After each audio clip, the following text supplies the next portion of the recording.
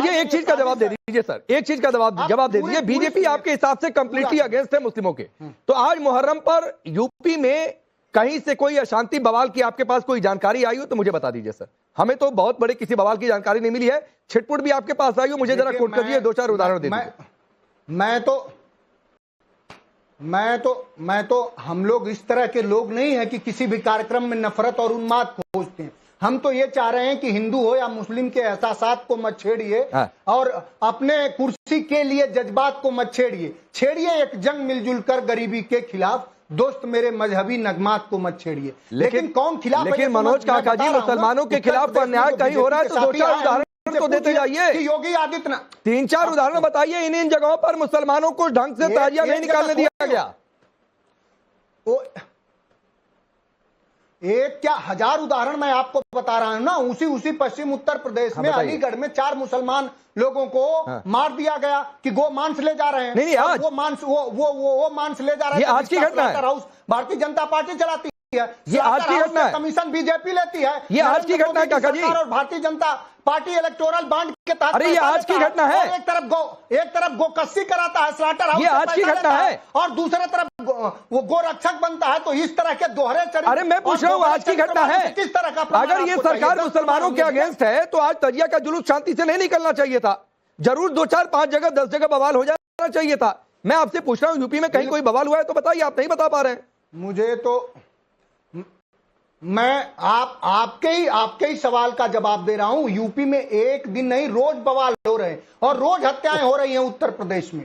एक अपराध नहीं है, रोज हत्याएं हो रही हैं उत्तर प्रदेश में और आप जान नहीं पा रहे हैं। आपको अलीगढ़ की घटना मैंने बताई कि नहीं बताई? सर मैं अभी आपसे पहले आज की घटना पूछ रहा हूं कि कहीं कोई बवाल हुआ। मनीष भाई, उत्तर प्रदेश में क्या क्या हो रहा है? मनीष भाई, हाथरस में क्या हुआ? बेटी आप लोग अगेंस्ट मुस्लिम है, बावजूद इसके कि आज मुहर्रम पर सब कुछ अभी तक यूपी में कमोबेश, यूपी की मैं कम से कम बातचीत करूंगा, सब कुछ शांतिपूर्वक रहा, फिर भी आप लोग मुस्लिम क्या चाह रहे हैं? क्या भारतीय जनता पार्टी? देखिए एक मिनट मनीष भाई, मनोज जी कुछ कह रहे हैं। चाह रहे हैं कि उत्तर प्रदेश में दंगे हो जाए? नहीं, बिल्कुल नहीं चाहता हूं। मैं यही तो कह रहा हूं, इसको कम से कम अपने, मैं यही तो कह रहा हूं, क्यों कोई चाहेगा कि दंगा हो जाए? नहीं है। लेकिन आप अगर ये कॉन्सेप्ट पेश कर रहे हैं काका जी कि बीजेपी मुस्लिमों के खिलाफ है, ये मुसलमानों के साथ गलत व्यवहार हो रहा है, उनके धर्मों के खिलाफ है, उनके आयोजनों के खिलाफ है, तो फिर मुहर्रम पर सब कुछ शांतिपूर्वक कैसे रहा? उदाहरण दिए मैंने, हजार उदाहरण। देखिए, ये मुसलमानों के खिलाफ ही नहीं हो रहा, मुसलमानों के खिलाफ, दलितों के खिलाफ, पिछड़ों के खिलाफ, जो लोग भी चाहते हैं कि भारतीय जनता पार्टी मनुवाद लाना चाहती है। अगर मनुवाद लाना नहीं चाहती, संविधान से चलना चाहती है। चलिए मनीष भाई आप रिप्लाई करिए। हो गया मनोज काका जी, 3-4 मिनट 5 मिनट में आपके पास था।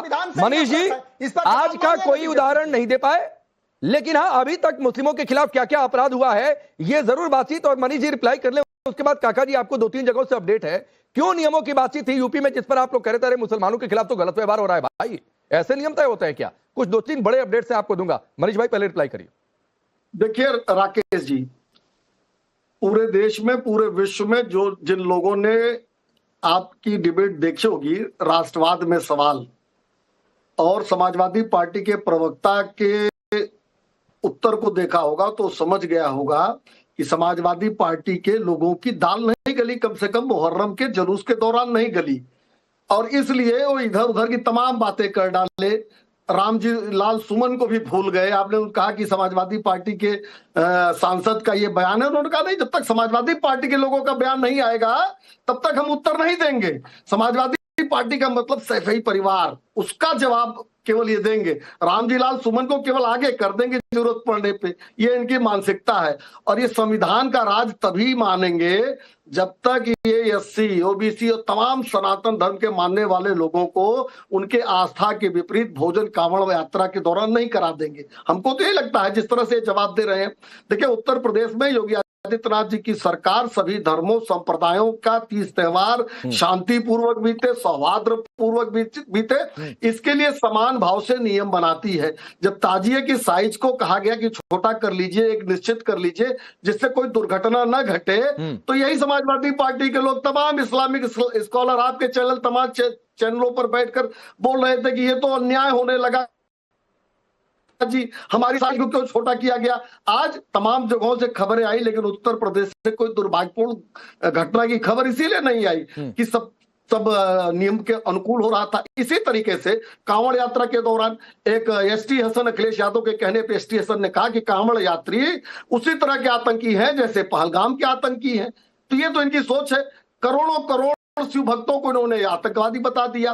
उसके बाद वो पंडित जी का ढाबा और गोपाल शर्मा, अब उसकी असलियत सामने आ गई तो मनोज काका और इनके लोगों का एजेंडा तो फेल हो गया। अब कैसे बोले? तो अब ये तमाम जगह चले जा रहे हैं, गौवंश तक चले गए। जो कसाई खाने वाले लोग हैं वो जरूर उनको दिखता है कि ये गौवंश बाहर निकल रहे हैं, छुट्टा घूम रहे हैं। मनोज काका आंकड़े पढ़ लीजिए किस तरीके से गौवंश को संरक्षित करने का काम उत्तर प्रदेश की योगी आदित्यनाथ जी की सरकार कर रही है।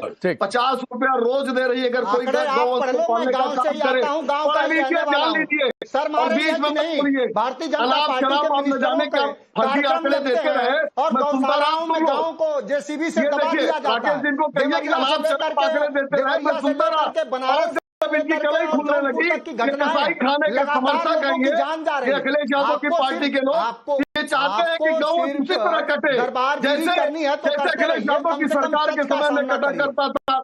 इनको ये भी नहीं पता है कि जो मर्जर हो रहा है किसका हो रहा है। बताइए क्या क्राइटेरिया है मर्जर की? केवल नाम से नहीं, मैं स्कूलों का मर्जर एक अलग विषय है, मैं उस पर अभी डिबेट नहीं कर रहा हूँ। ये बात मैंने काका जी को भी कही थी और ये बात मनीष जी मैं आपको भी कह रहा हूँ। मैं डिबेट को बिल्कुल डिरेल नहीं होने देना चाहता हूँ। सवाल और मुख्य मुद्दा त्योहारों के इर्द गिर्द हो रही पॉलिटिक्स का है।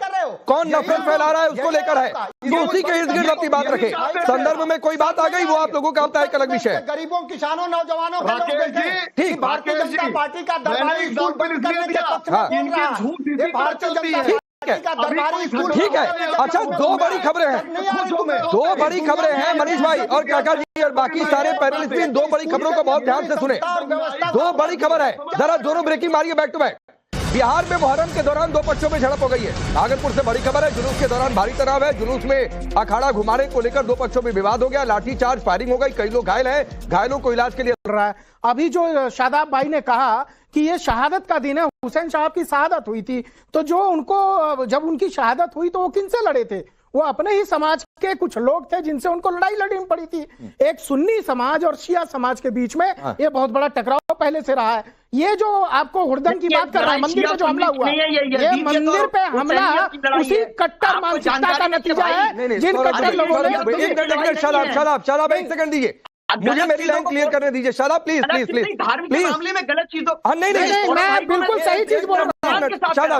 हुसैन साहब को मैं मानता हूँ, हुसैन साहब के सिद्धांतों को मानता हूँ, भी धर्म को लेकर मान्यताओं को लेकर कोई भी उलझन मेरी सामने बात नहीं। प्लीज सौरभ दुबे, ये तो सत्य है। नहीं, इमाम हुसैन को लेकर सबकी अपनी श्रद्धा है, उस श्रद्धा का आप सम्मान करिए। नहीं, मैं सम्मान करता हूँ इमाम हुसैन का, सम्मान करिए।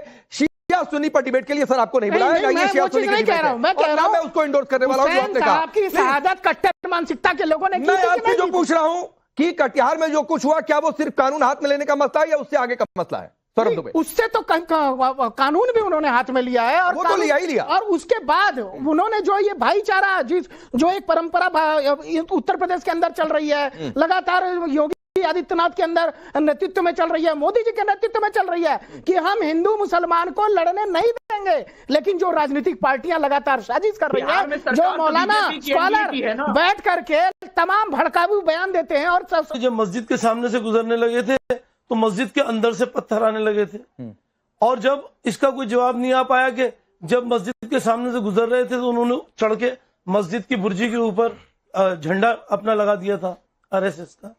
तो ये तो अक्सर करते हैं, ये सिर्फ प्लांटेड लोग होते हैं और सब जगह अक्सर होते हैं, बस जिसकी लाठी उसकी भैंस।